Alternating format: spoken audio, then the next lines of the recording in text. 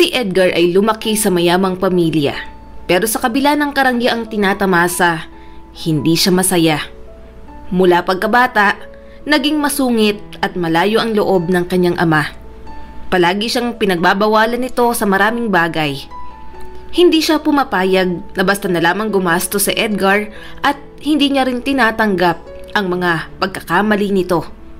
Kahit na ang kaunting biro o maliit na bagay ay pinagagalitan o pinarurusahan siya kaagad. Naging istrikto ang kanyang ama. Hindi lang kay Edgar, kundi pati na rin sa nanay niyang si Mary. Lagi niya itong sinasabihan na huwag ini-spoiled ang bata. Mary, ilang beses ko na bang sinabi sa yung huwag mo palaging binibigay ang gusto ng batang yan. Baka lumaki ang abusado. Minsang wika pa ni Ramon, ang tatay ni Edgar. Kahit maraming pera, sa ordinaryong paaralan pinapasok si Edgar ng elementarya. Maayos naman iyon at naranasan niyang mamuhay katulad ng ibang mga bata. Ang totoo niyan, si Edgar ay anak ni Mary mula sa una nitong asawa. Naghiwalay sila dahil sa magkaibang pananaw sa buhay hanggang sa nakilala ni Mary si Ramon. Makalipas ang halos 1 taong relasyon ay napagpasyahan nilang magpakasal. Hindi naman masasabing pinakasalan niya si Ramon dahil sa pera nito, sapagkat bago pa lamang ang negosyo niya noong mga panahong iyon. Sa kabila ng pagmamahal ni Ramon kay Mary ay hindi nito magawang ituring na anak si Edgar.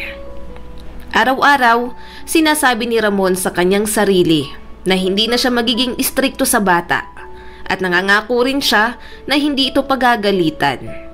Pero sa tuwing makikita niya si Edgar ay talagang hindi niya mapigilan ang sarili. Malamig ang naging pakikitungo ni Ramon kay Edgar habang nagbibinata ito. Hindi niya pinupuri ang mga achievements at lagi pang hinahanapan ng mali ang lahat ng bagay na ginagawa nito. Noon pa man, nagsisikap na si Edgar na mapansin ng kanyang ama. Ginagawa niya ang lahat para maging proud ito sa kanya. Gusto niyang ngumiti man lang ito kahit isang beses na siya ang dahilan. Ngunit, laging sermon at panguhusga ang natatanggap niya mula rito.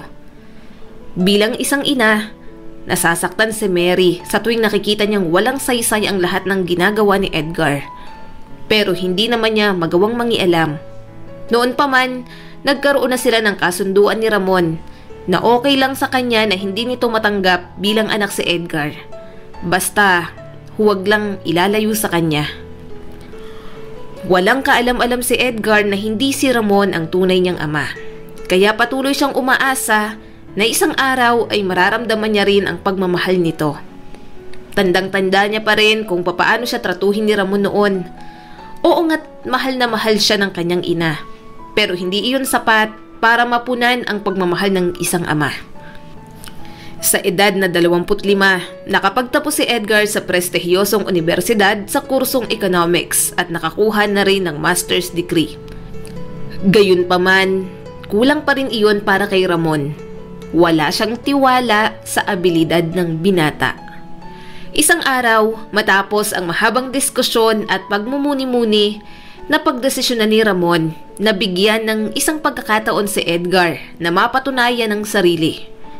Kailangan ni Edgar gampanan ang posisyon bilang direktor ng kanilang sister company sa loob ng 3 buwan.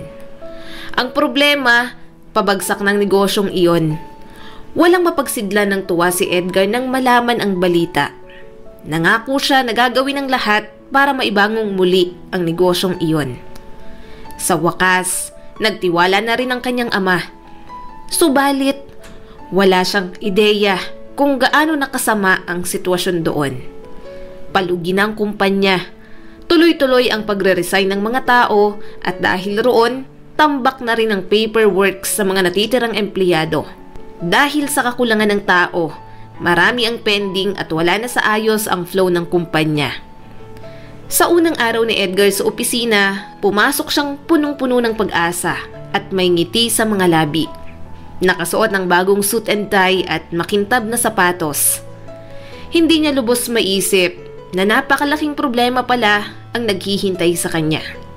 Pero dahil sa kagustuhan na mapatunayan ang sarili kay Ramon, handa siyang gawin ang lahat. Una niyang kinausap ang mga empleyado.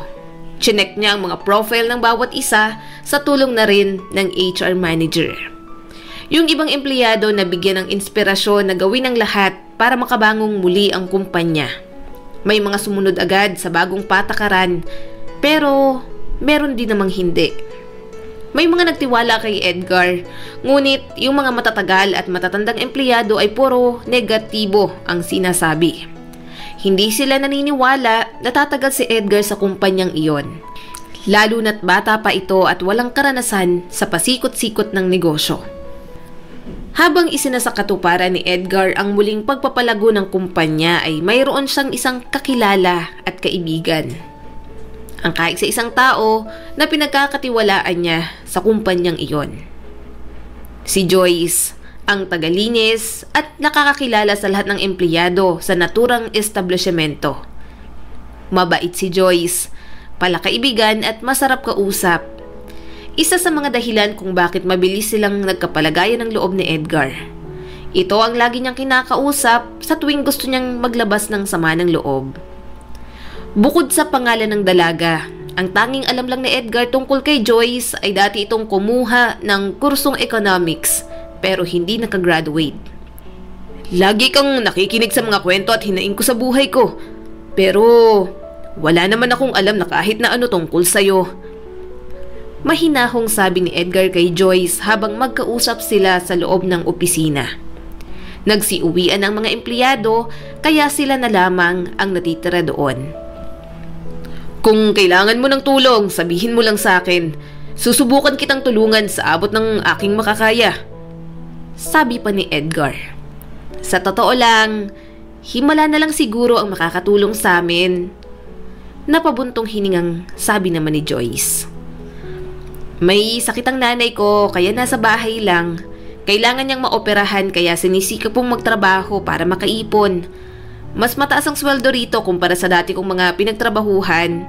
Tsaka pumayag yung HR na kahit late daw akong pumasok. Basta maka 8 hours lang ako sa buong araw ay okay na. Ilang taon na rin ang nakakaraan mula nang pumanaw si Itay. At mula nun, lalo pa kaming naghirap. Lumala ang sakit ni nanay kaya napilitan akong huminto muna sa pag-aaral para maalagaan siya kahit papaano. Yun ang kwento ko. Wika ni Joyce habang patuloy sa pagmamap ng sahig. Grabe, napakatatag mo naman Joyce. Lalo akong bumibilib sa'yo. Kinakaya mo nang mag-isa ang mga problema. Wika naman ni Edgar. Sa totoo lang, wala siyang ideya na ganoon pala kabigat ang pinagdadaanan ng dalaga. Nakaramdam tuloy siya ng lungkot at awa para dito. Tulad nga ng sabi ko kanina, kung kailangan mo ng tulong, sabihin mo lang ako. Gusto kong suklian ang kabutihan mo sa akin. Yan naman ang gusto ko sa'yo. Hindi ka arogante tulad ng ibang mayayaman at tagapagmana ng kumpanya. Akala ng lahat ng tao rito, mayabang at masamang ugali mo dahil nabalitaan nila na ang bagong director ay anak mismo ng may-ari ng kumpanya. Kaya ganun na lamang ang pagpapasalamat ng mga empleyado, maski ako, na napakabait mo pala. Nakangiting sabi ni Joyce. Ilang minuto pa silang nagkwentuhan hanggang sa matapos si Joyce sa kanyang trabaho. Lagi silang ganoon kung mag-usap, parang magkaibigan lang talaga na hindi tinitingnan ang estado ng kanilang mga buhay. Hindi man sila naging matalik na magkaibigan, masaya si Edgar sa tuwing makikita si Joyce sa opisina. Binabati nila ng good morning ang isa't isa at nagkakwentuhan naman tuwing gabi. Kahit hindi nakapagtapos sa pag-aaral, matalino si Joyce at nagagawa pang magkomento sa mga proyekto o plano ng kumpanya. Subalit, may mga tao talagang hindi magawa na maging masaya para sa kanilang kapwa. Nang mapansin ng ilang empleyado ang palagiang pagngiti ni Joyce kay Edgar sa tuwing makakasalubong ito, ay hindi nila mapigilan ang magkomento. Nakita mo ba yung janitress dito sa opisina? Parang nagpapapansin lagi kay sir. Wika ng isa. Oo nga, napansin ko din yon. Kung makabati ng good morning, akala mo namang close sila. Mabait si sir pero sigurado namang hindi yun papatol sa kanya, no? Natatawang komento naman ng isa. Sayang, may itsura sa rin janitress. Kaso nga lang, wala namang pinag-aralan. Tapos ngayon, sa tingin ko napaka-ambisyosa pa. Umiirap na sabi naman ng isa, bago sila sabay-sabay na nagtawanan. Naririnig ni Joyce ang lahat ng iyon, pero nagbibingi-bingihan siya. Ayaw niyang makipag-away. Marami na siyang problema at ayaw niya nang dagdagan pa iyon. Minsan, napapansin ni Edgar na parang pagod na si Joyce. Gusto niya itong tulungan, pero palagi itong tumatanggi. Edgar, magkaibigan tayo. Pero dito sa opisina, janitress pa rin ako at ikaw ang boss ko. Trabaho kong maglinis. Sinesweldohan ako ng tama, kaya gagawin ko ito ng maayos. Ayaw ko namang maging abusado. Alam ko naman na mabait ka, pero pagdating sa ganitong bagay, kayang-kaya ko na to. Ikaw lang naman ang iniisip ko, Joyce. Pag uwi mo, mag-aalaga ka pa ng nanay mo. Salamat, pero okay lang ako. Nakakapagpahinga naman ako sa biyahe. Oh, sige, sabi mo eh. Basta sabihan mo lang ako kung kailangan mo ng tulong. Sabi na lang ni Edgar sa dalaga bago ipinagpatuloy ang pagbabasa ng mga dokumento. Di nagtagal, unti-unti nang nararamdaman, hindi lang ni Edgar kundi pati na rin ng mga empleyado ang muling pagtaas ng sales ng kumpanya. Sa kabila nun, hindi pa rin nakakampante ang binata. Gusto niyang mas tumaas pa ang sales at maging maganda ang flow ng trabaho ng bawat empleyado. Sa loob ng panahong iyon, walang kamalay-malay si Edgar na minomonitor ni Ramon ang bawat kilos niya. Hindi buo ang tiwala ni Ramon sa binata, pero hindi niya rin maitatangging magaling at maabilidad talaga ito. Nagpatuloy si Edgar sa pagtatrabaho, laging overtime. Siya ang pinakaunang darating at pinakahuli ring uuwi. Minsan nga'y sa opisina na siya natutulog dahil hindi niya na kaya pang magmaneho pa uwi sa sobrang antok. Nagbunga naman ang lahat ng hirap at sakripisyo niya hanggang napagpasyahan ni Ramon na muling subukin ang kanyang kakayahan. Kinausap ni Ramon sa Edgar sa pamamagitan ng video call. Edgar, may nahanap ako na bagong business partner at nasisiguro kong magbibigay yun ng malaking pera sa kumpanya. Tulad ng dati ay may halong pagdududa sa tinig nito. Malaking bagay kung makukuha natin ang partnership. Pero hindi naman ako umaasa na makukumbinsi mo ang CEO ng kabilang kumpanya. Wika pa nito. Sa kabila nun, bakas ang tuwa sa mukha ni Edgar. Para siyang nakakita ng bituin sa sinabi ng ama. Sa tingin niya ay china-challenge siya nito at pinagkakatiwala ang mahalagang responsibilidad. Matapos noon, ibinabana ni Ramon ang tawag. Napatalo na lang sa tuwa si Edgar. Binasa niya ang profile ni Mr. Edwards. Kilala niya naman ito pero kailangan niyang kumalap ng mas marami pang impormasyon. Mabait at madaling kausap si Mr. Edwards. Subalit karamihan sa nagiging business partner nito ay talagang magagaling at tuso. Sa kabila ng mga achievements at sunod-sunod na tagumpay sa negosyo, alam ni Edgar na marami pa siyang dapat na matutunan. Hindi rin naman siya natatakot na harapin ang potensyal na business partner lalo na't maganda ang performance ng kanilang kumpanya sa nakalipas na 6 na buwan. Nakuha niya na rin ang tiwala ng mga empleyado at mas dumami ang kanilang loyal customers. At sa ngayon, ang gusto niya na lang gawin ay mas mapalago pa ang negosyo. Si Mr. Edwards ay isang family man, mapagmahal na asawa at mabuting ama sa 3 mga anak. Mas gusto nitong makipagtransaksyon sa mga kapwa negosyanteng kasal o pamilyado na. Naniniwala si Mr. Edwards na ang taong malaki ang pagpapahalaga sa pamilya ay ganoon rin ang magiging pagpapahalaga sa negosyo. Alam ni Edgar na iyon ang isa sa mga bagay na dapat niyang pagtuunan ng pansin. Kinakailangan niyang makahanap ng babae na pwedeng magpanggap bilang asawa niya. Subalit, sino naman ang papayag sa gusto niya ng basta-basta? Hanggang sa naisip niya si Joyce. Komportable sila sa isa't isa. Matalino ito at may alam rin sa negosyo. Bukod pa roon, maganda ito at magaling makipag-usap. Marunong makiramdam at hindi rin mayabang. Ilang beses niya rin pinag-isipan kung papaano sasabihin kay Joyce ang kanyang plano. Kinagabihan, nang silang dalawa na lang ang nasa opisina, hinintay niyang matapos ito sa trabaho. Joyce, pwede ba tayong mag-usap? Panimulang tanong niya rito. Tumawa naman ang janitress. Edgar, lagi naman tayong nag-uusap. Pero bakit parang seryoso ka ngayon? May problema ba? Nag-aalalang tanong nito. Ano kasi, meron akong mahalagang meeting at kung maaari sana, samahan mo ako. Magpapanggap ka bilang asawa ko. Tumawa si Joy sa narinig, pero maya-maya ay sumeryoso na din ang mukha nito. Sigurado ka na ba na ako ang gusto mong magpanggap na asawa mo? Oo, sigurado ako, Joyce. Ikaw lang ang sa tingin kong makakagawa nun. O sige, okay lang naman sa akin. Handa akong tumulong. Nakangiting sabi pa nito. Pero sana, wag na itong makarating sa iba nating kaopisina. Bakit naman? May problema ba? Wala naman, Edgar, pero kasi ano na lang ang sasabihin nila? Isang janitress ang isinama mo sa mahalagang meeting? Baka hindi lang ako ang pagtawanan nila. Baka madamay ka pa. Joyce, huwag ka mag-isip ng ganyan. Tsaka anong sabi mo? Pinagtatawanan ka nila?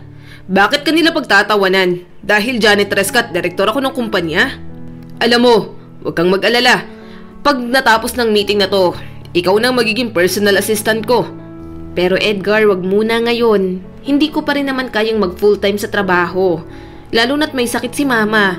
Tsaka hindi ako nakagraduate sa college. Lalo lang nilang sasabihin na pinapaboran mo ko. Okay na sa akin yung alam kong iba ka sa kanila, na kaibigan ang tingin mo sa akin. Napabuntong hininga na lamang si Edgar. Gusto niyang sabihin kay Joyce na higit pa sa kaibigan ang tingin niya rito. Pero mas pinili niyang sarilinin na muna iyon sa takot na baka layuan siya ng dalaga. Ilang araw bago ang nakatakdang meeting, palagi silang nagpa-practice kung papaano kikilos na parang mag-asawa. Napag-usapan rin nila kung anong isasagot sa posibleng tanong tulad ng kung papaano sila nagkakilala at saan sila ikinasal. Kinakailangan nilang pag-aralan ng lahat para hindi mabuking ang kanilang pagpapanggap. Nang dumating ng araw ng kanilang pinakahihintay, magkasama si Edgar at Joyce na dumating sa restaurant. Suot ni Joyce ang eleganteng damit na bumagay sa kanya. Dahilan para mapatingin ang mga taong nasa loob. Habang naghahapunan, kabado si Edgar pero tumulong si Joyce sa pakikipag-usap kaya kahit papano nagawa niyang pakalmahin ang sarili. Nung una, hindi interesado si Mr. Edwards sa proposal ni Edgar. Lalo na't marami rin ang nag-o-offer ng partnership dito. Subalit, habang kumukuha ng pagkain si Joyce at ang asawa ni Mr. Edwards ay agad silang nagkapalagayan ng loob. Alam ng dalaga na hindi magandang tingnan kung tungkol sa negosyo agad ang pag-uusapan. Kaya naman, una niyang pinuri ang suot na damit at alahas ni Mrs. Edwards. Nagpasalamat naman ang ginang at pinuri din ang kagandahan at fashion style ni Joyce.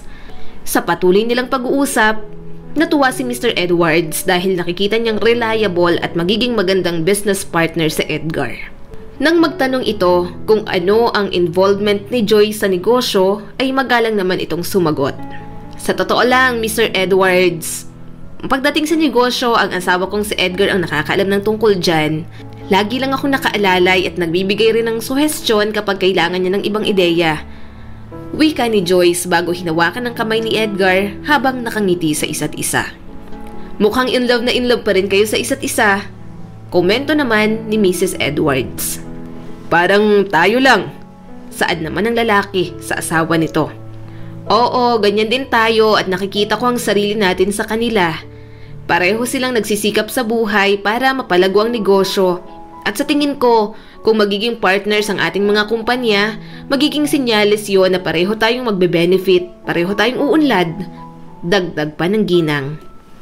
Nang gabing iyon, abot tenga ang ngiti ni Joyce at Edgar matapos magkapirmahan ng kontrata para sa gagawing joint project. Siguradong mas lalaki ang sales ng kanilang kumpanya. Nang malaman ni Roman ang balita ay hindi ito makapaniwala. Kinabukasan, maaga siyang sumugod sa opisina ni Edgar. Paano mo napapayag si Mr. Edwards na pumirma ng kontrata? Bungad na tanong nito. Hindi na naitago ni Edgar ang ngiti sa kanyang mga labi. Papa, nangyari ang lahat ng to dahil kay Joyce. Siyang aking guardian angel. Wika ni Edgar bago ipinakilala ang dalaga na noon ay nakasuot ng uniforme nito na panlinis. Nanlaki ang mga mata ni Roman sa nalaman. Papanong ang isang janitress at walang pinag-aralang babae ang isinama mo sa negosyo? Paano kapag nalaman ito ng mga kalabang kumpanya? Siguradong babagsak tayong lahat. Isang malaking kasiraan ito sa atin. Pagpapatuloy ni Roman. May mga sinabi pa ito na kung ano-ano laban kay Joyce. Kahit malaki ang respeto ni Edgar sa kanyang ama, hindi niya napigilan ang sarili. Sa kauna-unahang pagkakataon, sinagot niya ito. Papa, tama na. Tumigil na kayo. Marami na akong tiniis at sinakripisyo para sa inyo. Siguro naman sapat na yon. Ginawa ko ang lahat para mapatunayan ang sarili ko pero lagi na lang may kulang. Maraming beses kong tinanong ang sarili ko kung bakit hindi niyo ako magawang ipagmalaki. Akala ko dahil lamang ma-pride kayo. O baka naman gusto niyo lang magsikap ako at gumawa ng sariling pangalan sa negosyo. Pero alam mo ang pinakamasakit? Nung sinabi sa akin ni Mama na hindi ikaw ang tunay kong ama. Nirespeto kita buong buhay ko. Minahal kita, Papa. At nagpapasalamat ako dahil pinag-aral at kinupkop niyo ako.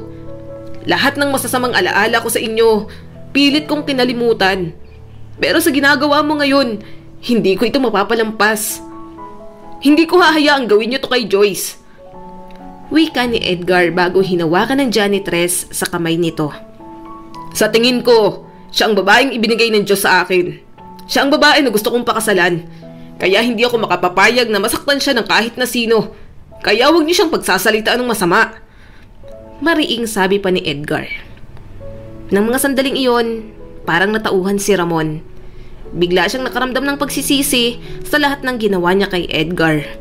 Alam na pala nito ang totoo pero wala siyang narinig na kahit na ano mula rito. Sandali lang anak. Pasensya ka na sa lahat. Hindi ko lang nasasabi at pinaparamdam pero proud ako sa'yo. Patawarin mo ko kung hindi ako naging mabuting ama sa'yo. Ngayon ko lang napagtanto kung gaano kita nasaktan. Hindi ko nagampanan ng tungkulin ko sa'yo bilang mabuting magulang kaya sana mapatawad mo ako. Naluluhang sabi ni Ramon. Napaluhan na rin si Edgar bago mahigpit na niyakap ang kanyang ama. Matagal niyang hinintay ang pagkakataong iyon. Noon niya lamang narinig na tinawag siya nitong anak kaya wala siyang mapagsidlan ng kasiyahan. Papa, matagal ko na kayong pinatawad. Mahal na mahal ko kayo. Sana lang po matanggap niyo si Joyce sa pamilya natin. Oo naman anak. Pasensya na kung hinusgahan ko siya kaagad. Paumanhin Joyce. Mula ngayon, hindi mo na kailangan pang magtrabaho dito bilang janitress. Mas maganda siguro kung ipagpatuloy mo ang iyong pag-aaral. Wika pa ni Ramon. Po?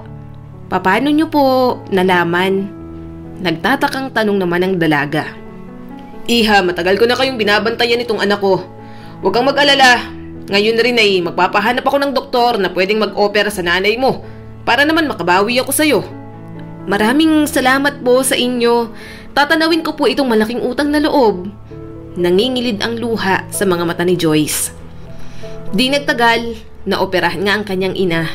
Sa kabutihang palad ay naging matagumpay naman iyon. Mabilis rin ang naging recovery nito, isang bagay na matagal nang inaasam ng dalaga. Noong ikasal sina Joyce at Edgar, dumalo ang mga mahal nila sa buhay, lalong-lalo na ang kanilang mga magulang at malalapit na kaibigan. Pagkatapos ng kasal, napagpasyahan ng bagong mag-asawa na babalik si Joyce sa universidad upang tapusin ang pag-aaral nito. Ang dating mga empleyado na walang ginawa kundi ang laitin at pagtawanan si Joyce, nahiya na lang sa kani-kanilang mga sarili. Napasana all na lang sila dahil ang dating janitress, boss na nila ngayon. Alam nyo, sana talaga hindi narinig ni Ma'am Joyce yung mga sinabi ko noon. Kinakabahang sabi ng isang empleyado. Alam mo, yan din talaga yung ipinagdadasal ko gabi-gabi. Sana di niya tayo pag-initan o isumbong kay Sir Edgar. Sabi naman ng isa. Ako rin, ganyan din ang iniisip ko. Mula ngayon pagbubutihan ko ng trabaho kaysa makipagchismisan. Napangiti na lamang si Joyce nang marinig ang lahat ng yon. Hindi naman siya ang tipo ng tao na nagtatanim ng sama ng loob sa kapwa. Pero natutuwa siyang malaman na nagsisisi at handang magbago ang mga ito. Alam mo Edgar, sa tingin ko, ikaw rin ang anghel na ipinadala sa akin ng Diyos. Mula nang dumating ka sa buhay ko, ang dami ng magagandang bagay na nangyari. Ganon din naman sa akin, Joyce. 'Di ba? Ikaw ang guardian angel ko. Tsaka lalo pang lumago ang kumpanya dahil sa tulong mo. Natutuwa ako dahil magkatuwang tayo sa negosyo. Ako rin, Edgar. Napakasaya ko dahil natutulungan kita. Tsaka gusto ko rin naman ang ginagawa ko. Pero baka sa mga susunod na buwan, hindi kita matutulungan. Bakit naman? May pupuntahan ka bang hindi ko alam? Wala naman.